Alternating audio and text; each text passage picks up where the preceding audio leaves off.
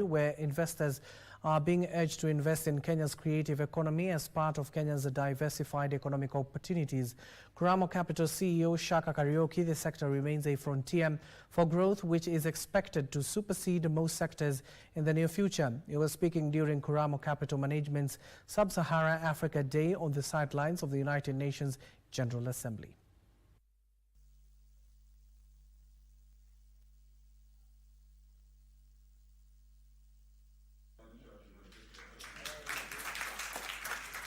You know, the creative industry is in many respects underrated, and yet the creative industry has provided the highway for the rest of the world to know about Africa. The reality is a lot of music, for example, especially from West Africa and even from East Africa, you'll now hear it being played in the Western markets. And that is providing an avenue for people to actually know more about Africa than they currently know.